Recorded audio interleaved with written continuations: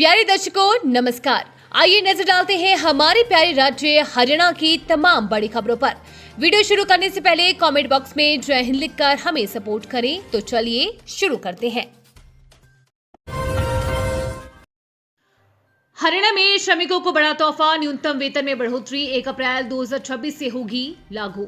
हरियाणा के श्रम मंत्री श्री अनिल विज ने कहा कि राज्य सरकार ने श्रमिकों को दिए जाने वाले न्यूनतम वेतन की दरों में वृद्धि करके एक तोहफा दिया है और ये वेतन वृद्धि 1 अप्रैल 2026 से लागू होगी।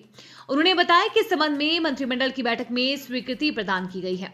विज ने इस संबंध में अधिक जानकारी देते हुए बताया है कि हरियाणा पहला राज्य है जिसने प्रधानमंत्री श्री नरेंद्र मोदी के नेतृत्व में ऐतिहासिक एवं दूरदर्शी निर्णय के अंतर्गत 4 नई श्रम संहिताएं, वेतन संहिता 2019, औद्योगिक संबंध संहिता 2020, सामाजिक सुरक्षा संहिता 2020 तथा व्यावसायिक सुरक्षा, स्वास्थ्य और कार्य समिति संहिता 2020 के लागू होने के उपरांत अपने राज्य में श्रमिकों के लिए न्यूनतम वेतन की दरों में भारी वृद्धि की है।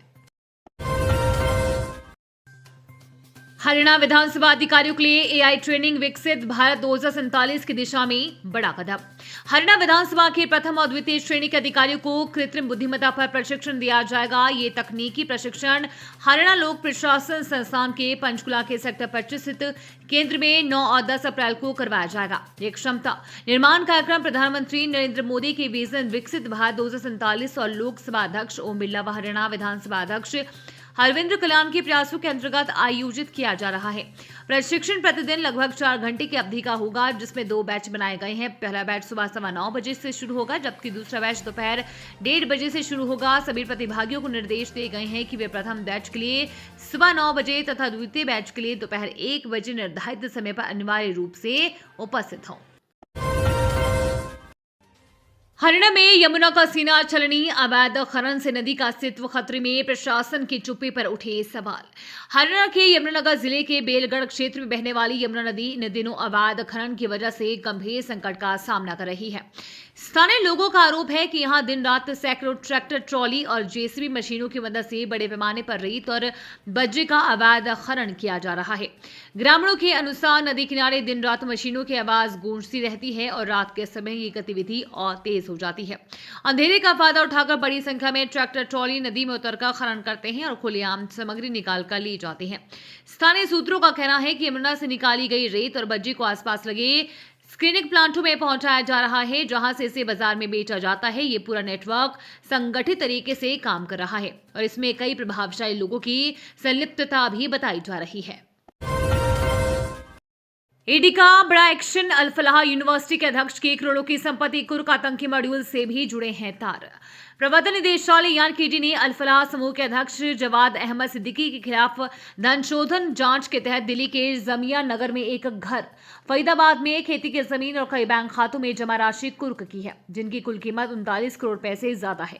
सूत्रों ने ये जानकारी दी। ईडी ने धन शोधन रोकथाम अधिनियम के नियमों के तहत इन संपत्तियों के लेन देन पर रोक लगाने के लिए एक अस्थायी कुर्की आदेश जारी किया है। इन संपत्तियों में दिल्ली के जामिया नगर में एक घर, फरीदाबाद के 2 इलाके में खेती की जमीन और कुछ बैंक खातों में जमा रकम और सावधि जमा के पैसे शामिल है। इन संपत्तियों की कुल कीमत 39.45 करोड़ रुपए है। सिद्दीकी अभी जेल में बंद है। उनके खिलाफ ये ताजा कार्रवाई धन शोधन के एक मामले के तहत हुई है, जो उनके शिक्षण संस्थानों के छात्रों के साथ कथित धोखाधड़ी से जुड़ा है। सरकारी ऑफिस में रिश्वत की डील, एसीबी ने कृषि उप निदेशक को घूस लेते रंगे हाथ दबोचा, मौके पर मचा हड़कंप। हरियाणा सरकार भ्रष्टाचार पर जीरो टॉलरेंस नीति से काम कर रही है, लेकिन हरियाणा सरकार में बड़े पदों पर बैठे भ्रष्ट अधिकारी सरकार की इस नीति पर सवालिया निशान लगाने में जुटे हैं।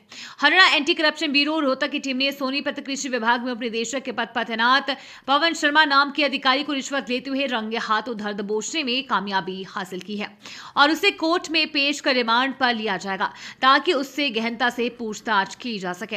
ये कार्रवाई सोनीपत निवासी राजकुमार की शिकायत के आधार पर की गई है। जानकारी के अनुसार आरोपी अधिकारी पवन शर्मा होलसेल लाइसेंस जारी करने के एवज में 1 लाख रुपए की रिश्वत मांग रहा था। शिकायतकर्ता से पहले ही 50,000 रुपए लिए गए थे और बाकी राशि लेते समय एसीबी ने जाल बिछाकर उसे रंगे हाथों दबोच लिया।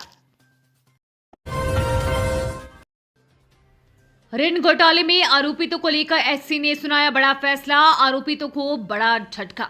बहुचर्चित 35 करोड़ रुपए का ऋण घोटाले में आरोपितों को बड़ा झटका देते हुए पंजाब एवं हरियाणा हाईकोर्ट ने एफआईआर रद्द करने से साफ इनकार कर दिया है।